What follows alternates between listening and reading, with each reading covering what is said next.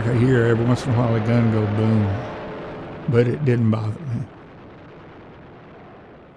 It just seemed more like a game I was playing. It isn't that I'm bragging about being brave. I didn't even think about it then. Of course, 16 and 17. Originally, I'm from Pulaski, Virginia. We lived there until about 36, toward the end of the Depression. But when we lived in Virginia, we didn't have electricity. We didn't have, even water. We had to go to the mountain, up in the mountains, to get our drinking water. And there's no fond memories of that, of those days when I turned 16. I wasn't doing very good in school. I'd run away from home 2 or 3 times. My folks signed for me to go in the Navy. And 2 months after I was 16, I was in the Navy. And I'd never had 2 pair of shoes. We were still taking baths in a wash tub at home. And never had a date with a girl. Never had one to look at me. And but when I got in the Navy and I put that uniform on, I love the hot showers. And I couldn't get over how the girls thought I was so good looking then when I put the uniform on. But after I took it off, it's the same old story. I went to Boston, Massachusetts, and they put me on the USS Nevada battleship. And I spent 29 months on the battleship. On my 17th birthday, I was in Glasgow, Scotland. We came up the Clyde River to get to Glasgow, and we run aground. And I was so afraid I was going to miss the invasion. They got us off in plenty of time. So then we went, invasion of Normandy, and we were right in the middle of that. But then from Normandy, we went to Cherbourg, and that was the one where we did all the dueling with the 16-inch guns up on the cliffs the Germans had. We knocked several of them out. One we hit under the cliff, and the whole cliff and the guns, turret and everything went into the ocean. But we had 17 straddles off of Cherbourg. A straddle is when a shell hits on short of you and then a little bit long. We never got hit in the Atlantic, but I could see the landing crafts off Normandy going out and circling around, waiting to go into the beach. And I've seen them get hit with a shell from the Germans, and just, that was it. Full of soldiers, they'd be gone.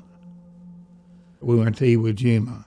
We were getting right on the beaches there where I could see tanks and soldiers behind the tanks with flamethrowers. I'd get my binocular and lay up on top of my gun, and we'd watch them. Of course, we bombarded. My ship fired the first shot on Iwo Jima when we started bombarding. But they had already been bombing it. They had Mount Suribachi. And but you could see we were so close that you could see, like a movie, what was going on with your binoculars. Well, there on the beach, and the soldiers would get directly behind the tank, and then the guy with the flamethrower, he'd step out and come to a cave.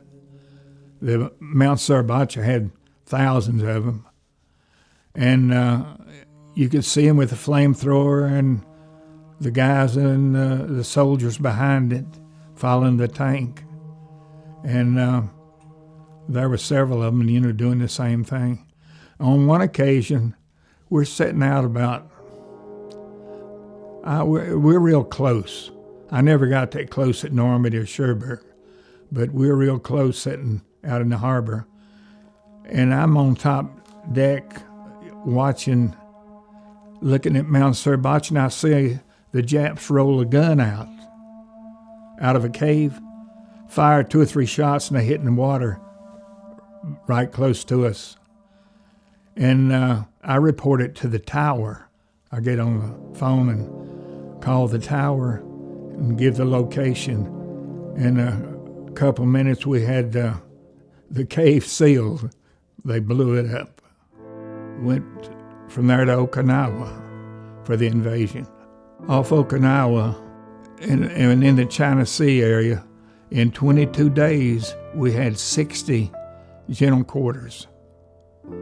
Most of them were air raids, kamikaze.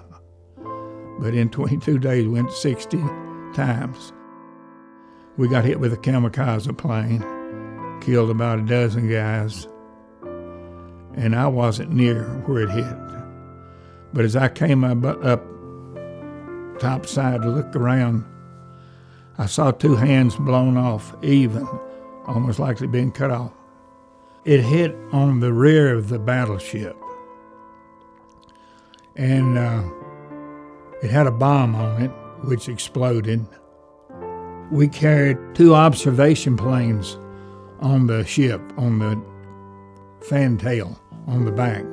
It destroyed both of those, and we have a main battery, 14-inch guns, and it knocked out one of the main batteries, knocked chunks of steel out of the bomb exploded.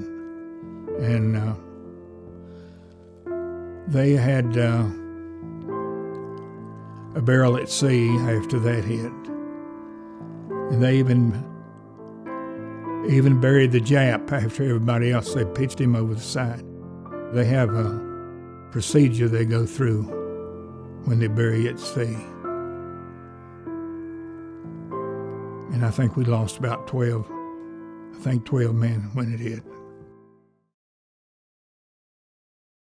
There was 2,300 people on the ship.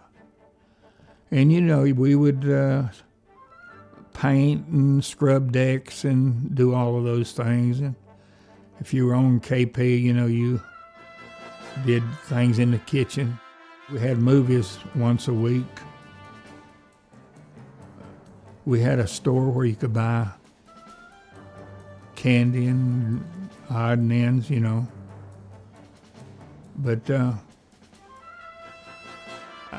it was probably the best life I'd ever known.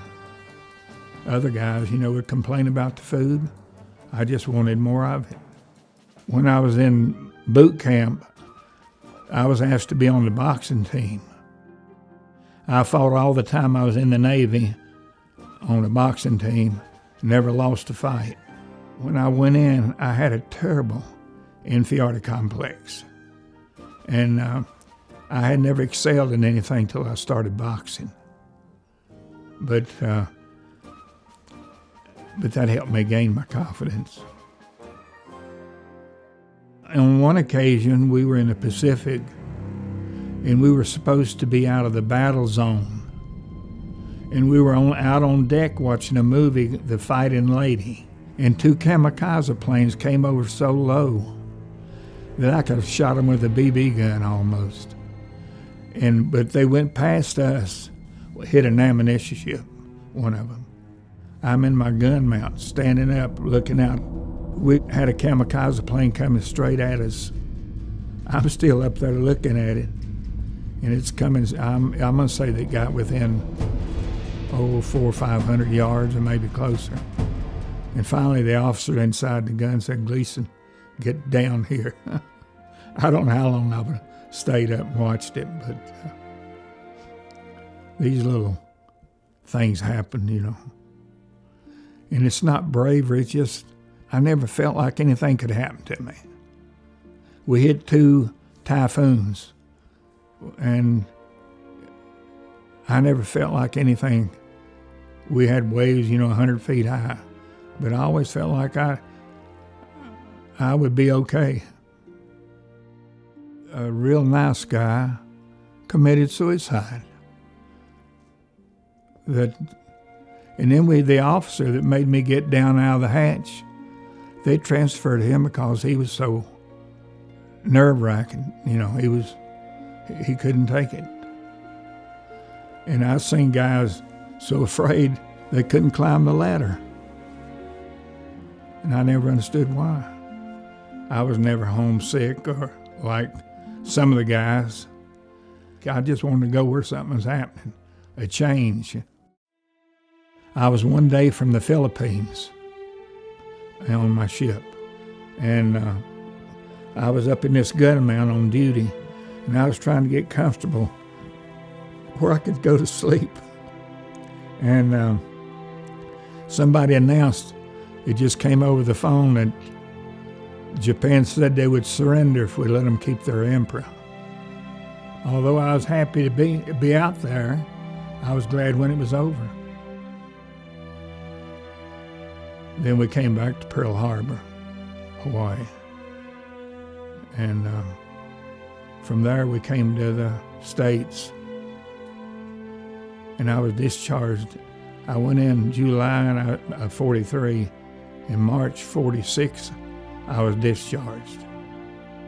When I got home, I went to Virginia to be discharged. They flew me there. And I caught a Greyhound bus to Greensboro. And I bought a guitar along the way, which I never learned to play. But, you know, you're looking back a long time. It's hard to remember how I felt. I went on this honor trip to Washington, D.C. with, the veterans. And boy, they made you feel special. And I'll have to admit that I'm enjoying the attention. I'm proud to be a veteran.